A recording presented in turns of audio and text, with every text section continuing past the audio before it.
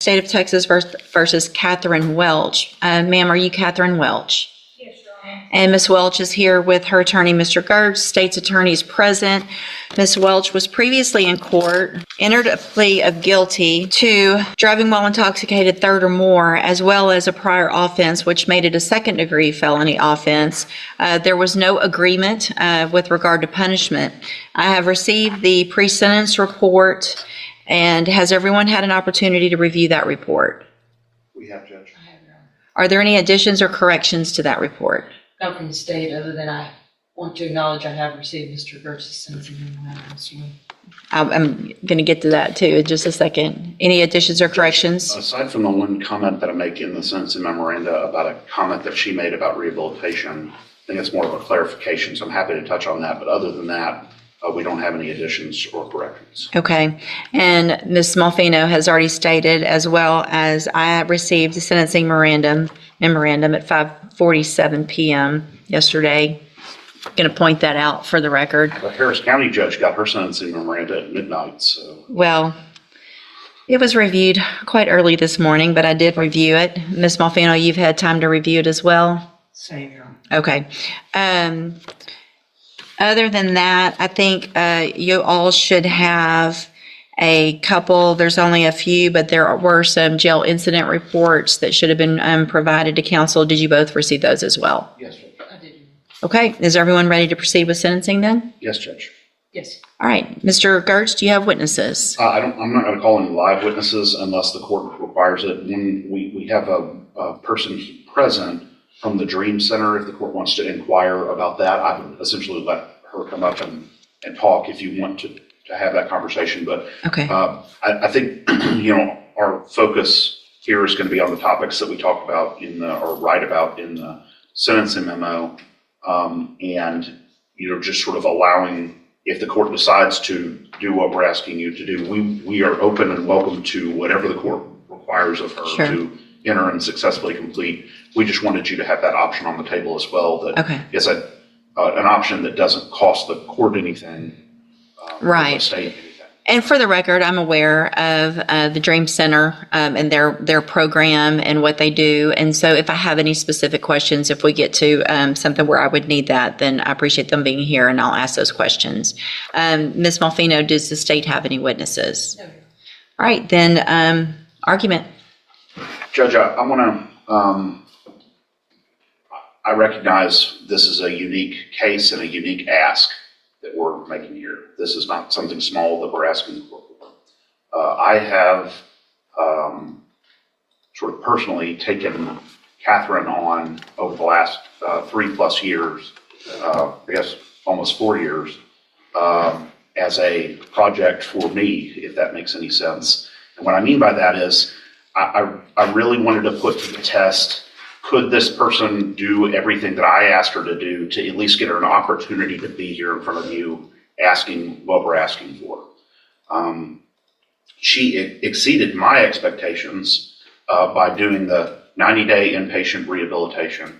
And while she was there, she started to explore with her counselors and her therapists there some of the underlying issues that went beyond just physical addiction, but actually had to do with her mental health and some of the things that she's experienced in her life. I'm not going to detail them on the record, but the court is aware of what those things are.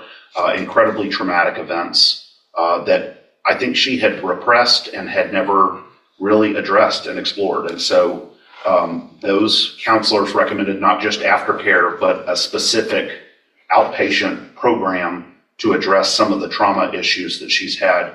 She went and checked into that program, stayed for basically a year, and again, did everything we asked her to do.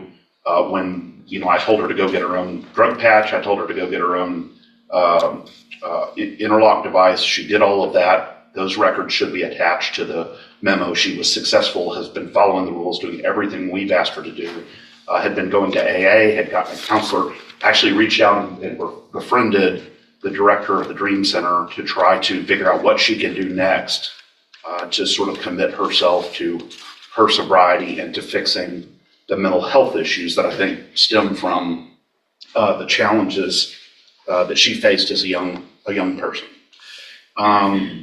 She, sometimes it's easy to look at one side of the ledger, the rap sheet or the criminal history, and think that that defines this person. What I have been fortunate enough to do is to really dig down and get to understand her as a human, and see that all the progress she's made, all the effort she's made, and see what she's done well and all of the problems that she's been addressing well. She's obviously very anxious about this day, but we've been looking forward to this day as well to be able to present that.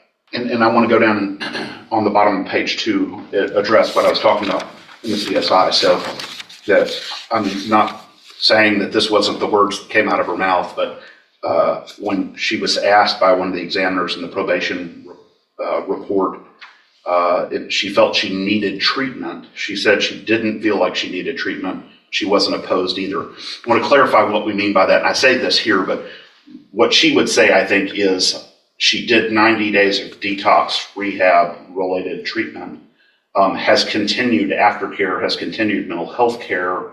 But in terms of going to a program that is specifically targeted at people who are currently using or currently intoxicated, I think she thought that wasn't the direction that would be ideal. She will do whatever you want her to do, but I wanted to explain what that comment means. And so, because a lot of times, as you know, Judge, private rehabilitation programs will just reject you if you've been clean for 3+ years, as she has. And so they just won't even accept you at all. So I think that was just a misunderstanding or a miscommunication between the probation officer and Katherine. But nonetheless, she's willing to do whatever the court chooses here. Additionally, we've been in contact with her current parole officer. They are willing to keep her on parole instead of revoking her, depending on what the court does here. And so that was encouraging as well. I think we had the same kinds of conversations with them about her recovery and about her efforts. And so I think that was an encouraging sign from them.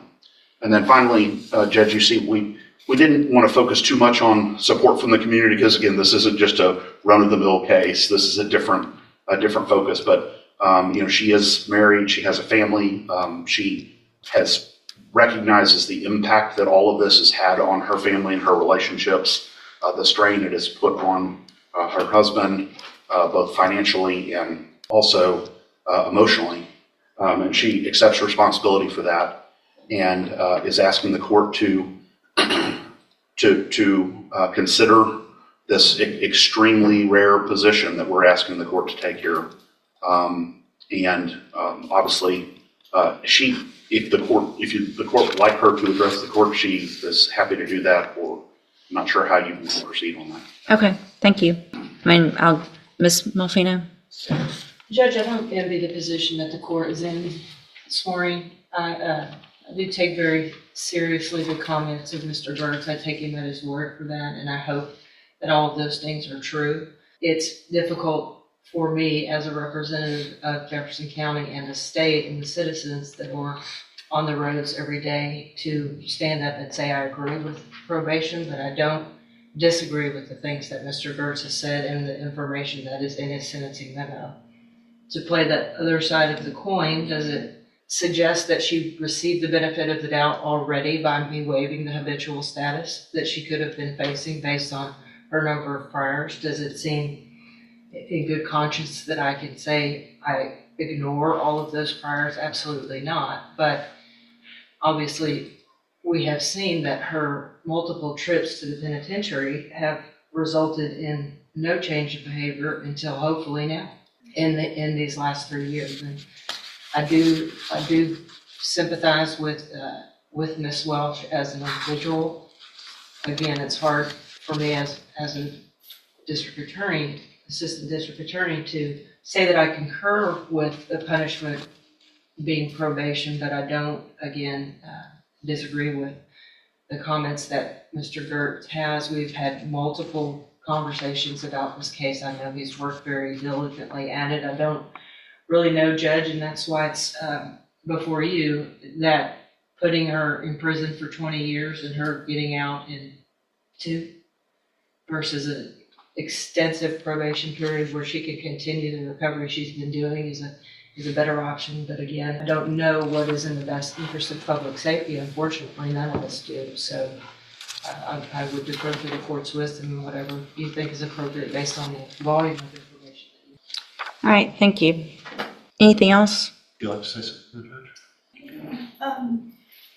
Your Honor, I just want to say that the past was fueled by drugs and alcohol. I take complete responsibility for that. I did not know from very young when things happened in my life that it could have been, some of it could have been treated and stopped earlier if I had gotten help for my mental health.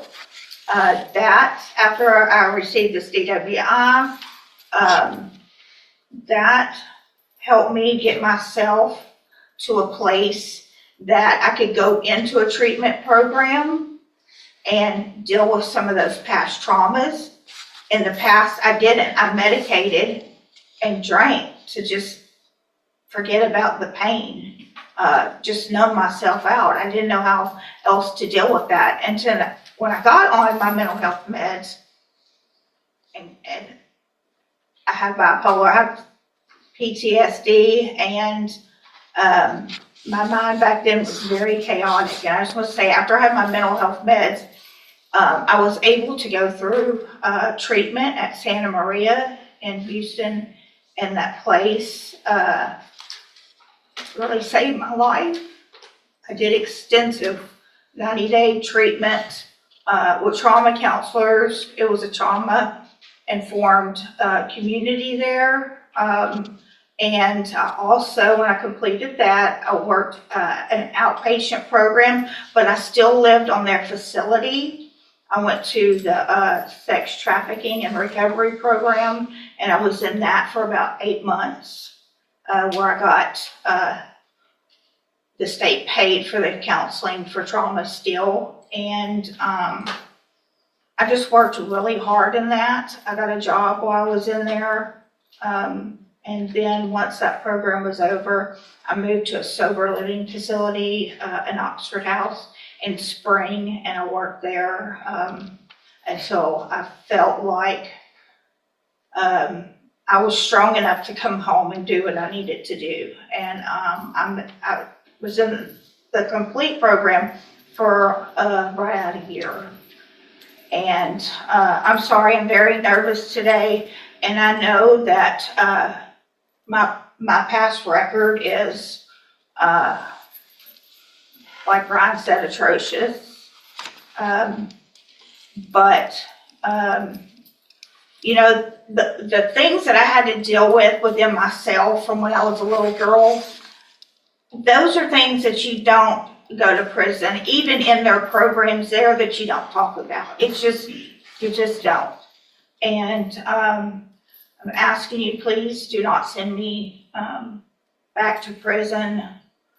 I want to move forward. I have moved forward in my life, and this year that I've been in jail has given me more time to think and know that I am definitely headed in the right direction. I have a sponsor. I attend AA at home. I had moved on with my life as far as I could with my sobriety. I mean, I knew this charge was out there. And I think I made some good, really good choices with my Mid-County AA friends. They've helped me a lot. And I am open to anything. I will abide by all the rules and do anything that's asked of me. And I think, I know now that I'm responsible and capable of taking care of my business and my life. Thank you. So, Ms. Welch, this Ms. Malfino probably said it yet best, and I get this often, and they don't envy my position, and this is the worst part of my job. But I worked hard to get here, and it's my job. Part of my job, it's several things, and it's to look at, obviously defendants and giving chances and things like that, but it also is about making our community safe. And I have to look back. This is your 10th DWI. It's not your 5th. It's not your 8th. It's the 10th. And while I understand the trauma that you went through, that you've been to safe P 3 times. You've been given opportunities on probation where they were revoked. You've had opportunities while you were on parole to do what you have done now. And while I appreciate what you've done, and I think that's great, and my goal isn't to, to stop any improvement, but I can't, in my opinion, in good faith, go home tonight, look myself in the mirror and say I gave somebody on their 10th DWI that your last sentence was for 15 years in prison. The one before that was for 10. The one before that, you've gone to another 10 year, back in 09. I mean, this goes back to the 90s. You got a 10-year sentence in 2011. While you're on parole for that one, you get another one. So they give you 15 years and you get out and you're on parole and you do it again. The fact is, we're just lucky that you haven't killed someone in our community 9 times over, being given opportunities. I just can't do it. I'm going to find that you entered your plea of guilty freely and voluntarily. I'm going to find and your plea of true to the prior offense. I'm going to find sufficient evidence to find you guilty, and at this time find you guilty of driving while intoxicated. I'm going to sentence you to a term of 18 years in the institutional division of the Texas Department of Corrections. You will receive credit on that sentence for any time that you've been in custody that the law gives you the right to receive. You're going to be handed a trial court certification that shows this was not, well, I guess there was an agreement because the waiver of the enhancement, which could have been a 25 to life, as Mr. Gertz said. So I'm going to hand you the certification that shows this was an agreement. You've waived your right to appeal. I'm also handing you a written admonishment regarding your ineligibility to possess a firearm or ammunition. Possession, because of the judgment entered against you, you're ineligible under Texas law to possess a firearm or ammunition. Possession of a firearm or ammunition could lead to charges against you. You should read the written admonishment I provide you. If you have any questions about that, you can talk to Mr. Gertz. And Ms. Welch, I take no pleasure in this. This is extremely difficult for me. I understand to some extent addiction, and I understand that you are on a better path. However, there have been plenty of opportunities in the past where you were on a better path and you got back out and you got back on our roads again. And so good luck to you, ma'am. Thank you, Mr. Gertz and Ms. Malfino.